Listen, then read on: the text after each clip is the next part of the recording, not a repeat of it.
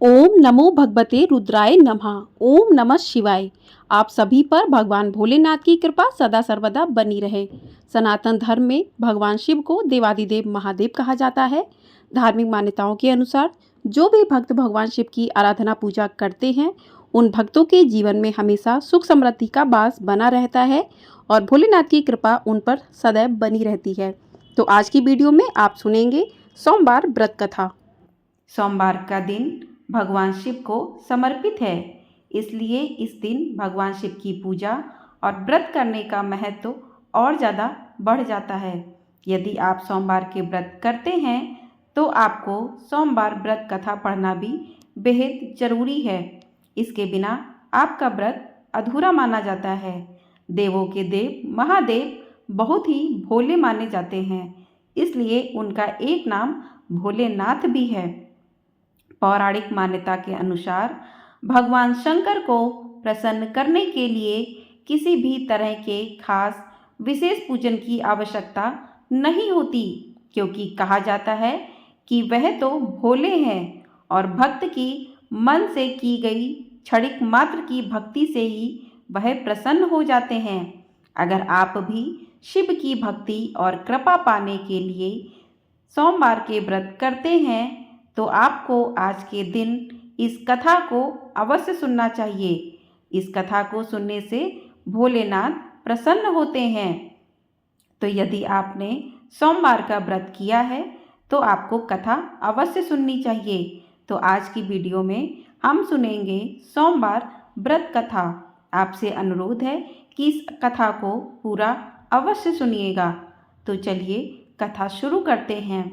एक बार किसी नगर में एक साहूकार था। उसके घर में धन की कोई कमी नहीं थी, लेकिन कोई संतान ना होने के कारण वह बहुत दुखी था। संतान प्राप्ति के लिए वह हर सोमवार को व्रत रखता था और पूरी श्रद्धा के साथ भगवान शिव के मंदिर जाकर भगवान शिव और माता पार्वती की पूजा करता था।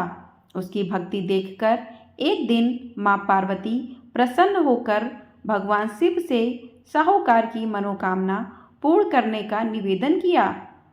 पार्वती जी के आग्रह पर भगवान शिव ने कहा, हे पार्वती, इस संसार में हर प्राणी को उसमें उसके कर्मों का फल मिलता है और जिसके भाग्य में जो हो उसे भोगना ही पड़ता है। लेकिन पार्वती जी ने साहूकार की भक्ति देखकर उसकी मनोकामना पूर्ण करने की इच्छा व्यक्त की। माता पार्वती के आग्रह पर शिव जी ने साहूकार को पुत्र प्राप्ति का वरदान तो दिया, लेकिन उन्होंने बताया कि यह बालक 12 वर्ष तक ही जीवित रहेगा। तभी माता पार्वती और भगवान शिव की बातचीत को साहूकार सुन रहा था, इसलिए उसे ना तो इस बात की खुशी थी और ना ही दुख था। वह पहले की भांति शिव जी की पूजा करता रहा। कुछ समय के बाद साहूकार की पत्नी ने एक पुत्र को जन्म दिया। जब वह बालक 11 वर्ष का हुआ तो उसे पढ़ने के लिए काशी भेज दिया गया।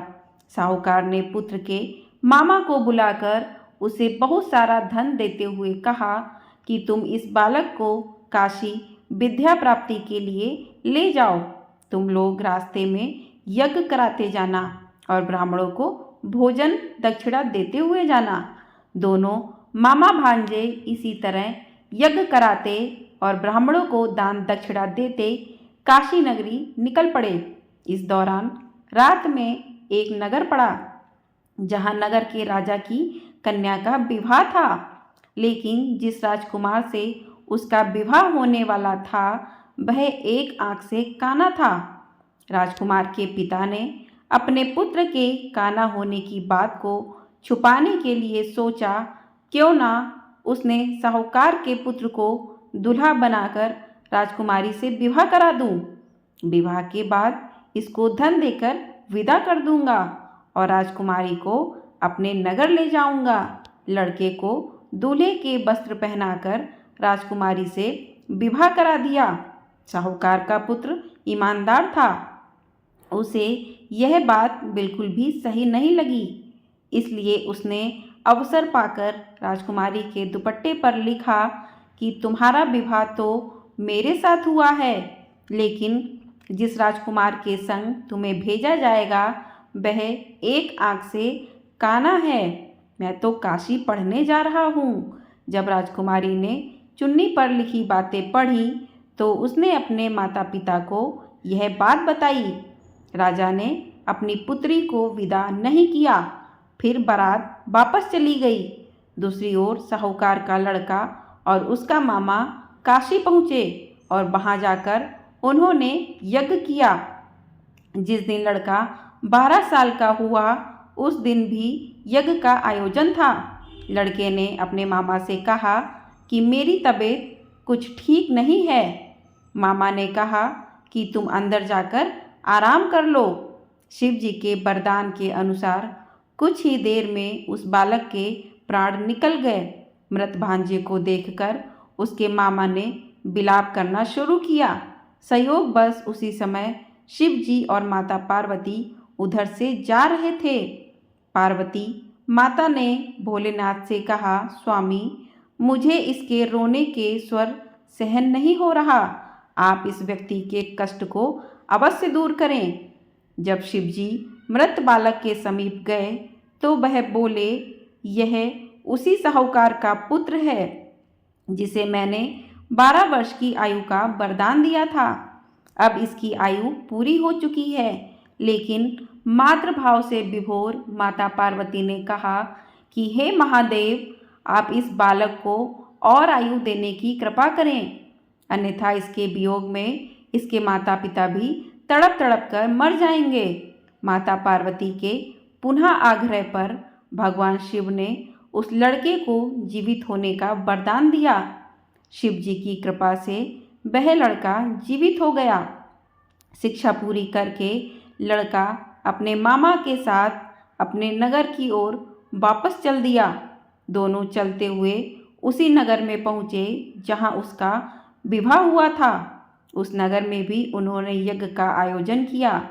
उस लड़के के ससुर ने उसे पहचान लिया और महल में ले जाकर उसकी खातिरदारी की और अपनी पुत्री को उसके साथ विदा किया। इधर साहूकार और उसकी पत्नी भूखे प्यासे रहकर बेटे की प्रतीक्षा कर रहे थे। उन्होंने प्रण कर रखा था कि यदि उन्हें अपने बेटे की मृत्यु का समाचार मिला तो वह भी अपने प्राण त्याग देंगे, परंतु अपने बेटे के जीवित होने का समाचार पाकर वह दोनों बेहद प्रसन्न हुए।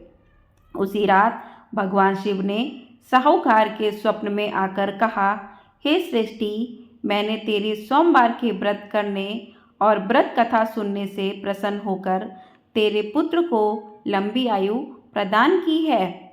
इसी प्रकार जो कोई भी सच्चे मन से सोमवार का व्रत करता है या कथा सुनता और पढ़ता है, उसके सभी दुख दूर होते हैं और शिव जी उसकी सभी मनोकामनाओं को पूरा करते हैं। बोलिए हर हर महादेव, ओम नमः शिवाय। ये अब सुनते हैं शिव आरती।